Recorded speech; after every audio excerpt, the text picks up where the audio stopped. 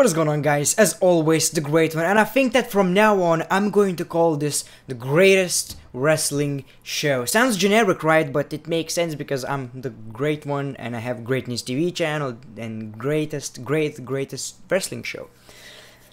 When you think about it, it makes a lot of sense. Kind of a change of a format, not that big of a change, but I think it needs a little bit of a name. And also, I'm not going to do only news, I'm going to talk about various wrestling things, watch some videos, and talk about what's happening in wrestling in general. Not a lot of things will change, but just a little bit of a different format. You look at me, boy, when I'm singing, 'cause I'm not finished with you. I gotta say, this is one of very rare times where I actually think WWE's goofiness and funny moments are actually funny and great. Good job by the WWE. A lot of people talked crap about Monday Night Raw and SmackDown this week. I thought it was pretty nice. Let's just jump into it.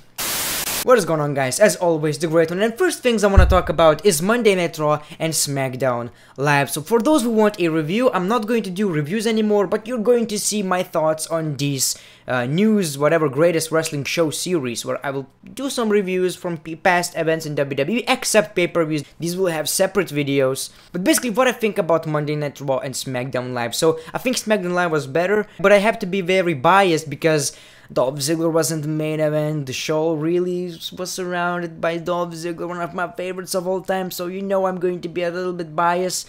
And Monday Night Raw was alright as well. The main event was fine. The only thing I hate about both of the shows, it doesn't have any logical sense. It doesn't make sense at all. How are you going to pin one guy? And referees just doesn't see it, just doesn't see it on Monday Night Raw. Finn Balor and Seth Rollins pinned Bray Wyatt. Now Bray Wyatt is such a fucking big eater of pins, he actually ate two at the same time.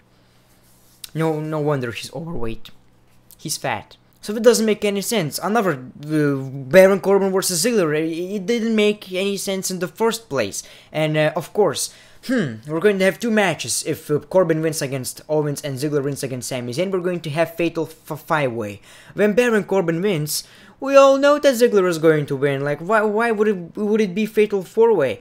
It's a little bit too predictable, and Fatal 5-Way is everywhere and stuff. I mean, it's you know, it doesn't make any sense. However, Dolph Ziggler versus Sami Zayn match was nice. Seems like Dolph Ziggler is a babyface right now, which when he was a babyface, we were all like, turn this guy heel. He's a great babyface, but he's not going anywhere. And once he turned heel, it just became worse, because I feel like he's at that point of his career where he's really loved by the fans, and he's very like an underdog. He's an underdog. Daniel Bryan, him, Johnny Gargano, these guys are underdogs, and I think at this point heel turn doesn't really work that much, because it's kinda, you know, if he wasn't the main event, I do believe you can make it work, but they just didn't do anything with the guy. The only good thing he done as a heel recently was the first week, I think, where he super kicked Jerry Lawler into his heart, where he had a heart attack. You know, he had a heart attack and he super kicked it. That's very heelish, and I loved it, but then they just, you know, ruined the guy. Whatever the case may be, I think Raw and SmackDown were fine. I don't like, at first I liked the new presentation of Raw, but it feels a little bit too modern. It feels a little bit too official. I don't know how to say it. There's no really ruthless aggression in it, attitude, ever feel in it anymore, like at all. It's a little bit too clean. SmackDown still has this a little bit more of a flunky, shinky shit. However, who puts these words on the screen needs to be fired immediately. Let's jump into the news. Controversial WWE superstar being considered for WWE Hall of Fame?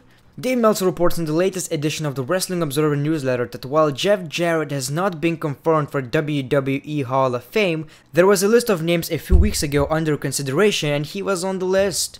Jeff Jarrett controversially left WWE in 1999 after losing the Intercontinental Championship to China in a Good Housekeeping match. He would go on to wrestle for WCW and later help found TNA, which would go on to become WWE's biggest North American competition and still exist as Impact Wrestling.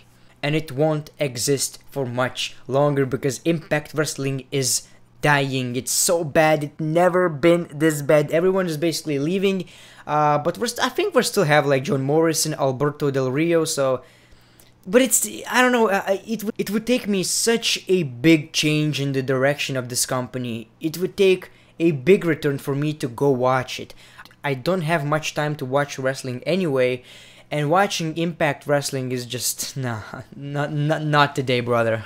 I'm not quite sure Jeff Jarrett really deserves it to be in the Hall of Fame, but when you think about it, Donald Trump is in the Hall of Fame. So everyone can be in the Hall of Fame, so he deserves it. Everyone deserves it. Everyone deserves to be in the Hall of Fame these days. He was, by the way, the world champion in WCW multiple time, I guess, and yeah. Rich Swann and WWE part ways. Rich Swann and WWE had mutually agreed to part ways as of today, February 15, 2018. WWE wishes Sean the best in all of his future endeavors. So if you don't know what happened, he was suspended by WWE because there was an accident with him and his girlfriend. It was something like he criticized her ring-in abilities, ring-in style, her wrestling style, whatever. They got into an argument, she ran away. He grabbed her and put her into the car. It's a terrible situation, but charges have been dropped by her, so I thought the WWE are just going to, let him wrestle, but it seems like they released him.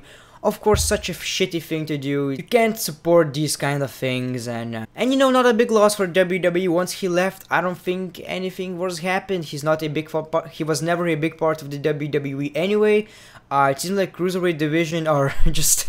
It seems like Cruiserweight division is full of bunch of assholes, seriously. Enzo Amore, Rich Swann, and whatever. No one can really doubt his ring-in abilities, but when you're that big of a superstar, you really gotta check what you're doing, you can't be that fucking stupid. Kurt Angle's WWE 34 WrestleMania match. Regarding Kurt Angle's WrestleMania 34 match, Twitter announced WrestleVotes notes that while Kurt Angle had been discussed as Ronda Rousey's partner for a tag team match, Angle is more likely to face Seth Rollins in a singles matchup. Regarding Rousey and Mania, WWE wanted The Rock as her partner. Obviously, whether he's doing it or not, we'll find out. The other choice was initially Angle, but it looks like that changed. Sources says Rollins versus Angle more likely if no Rock. Strowman's name has been discussed. I gotta say, I don't think it works that much. Like, I really wanted to see the Triple H versus Kurt Angle. I think that was the most rumored match.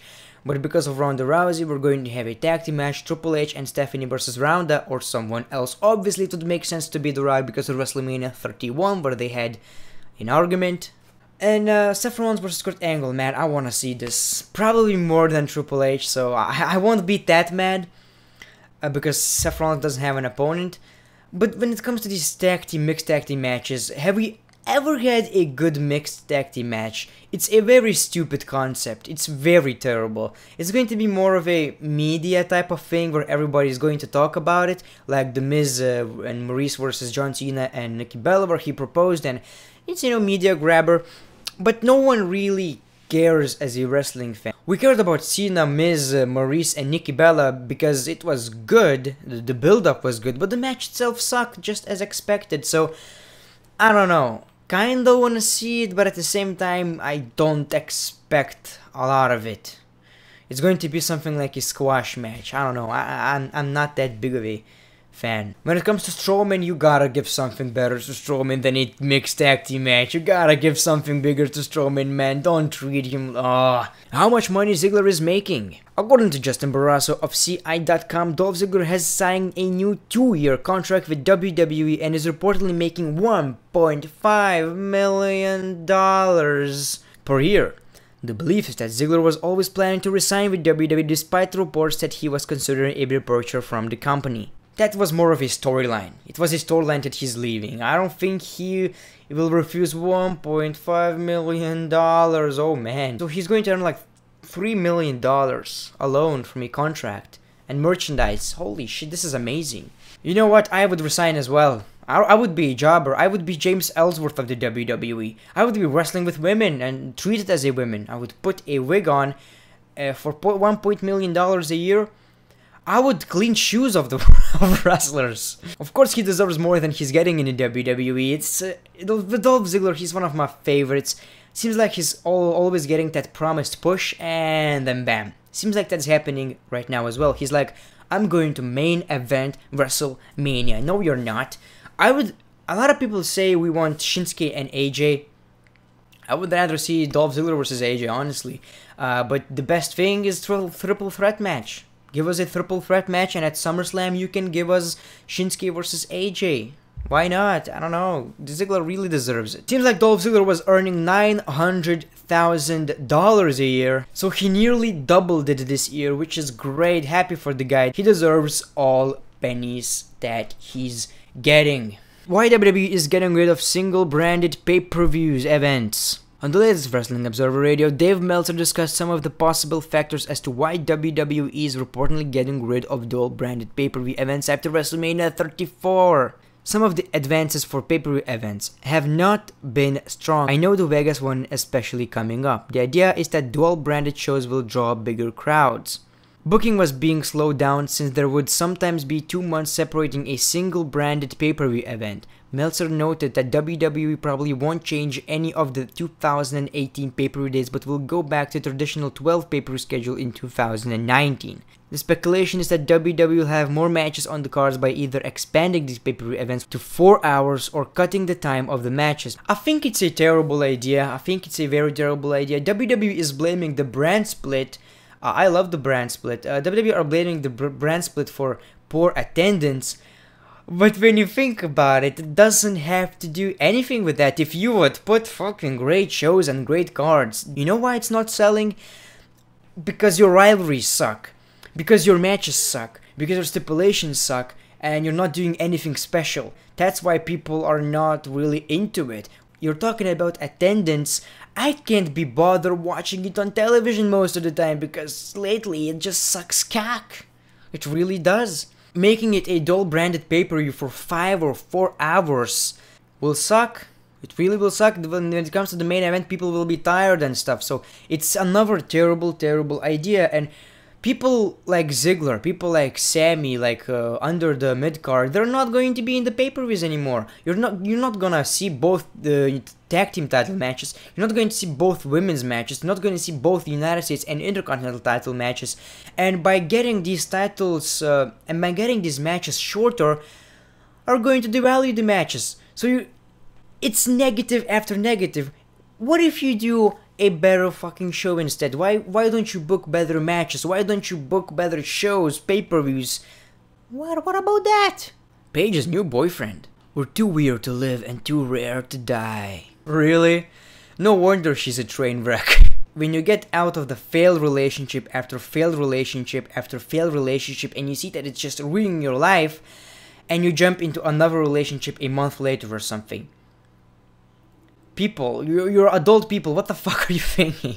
I don't understand how adult people are unable to maintain healthy, normal relationships. I've been in a relationship for 3 years and it's getting just better and better and better. Learn some fucking loyalty for fuck's sakes. Learn some respect for another. Holy shit.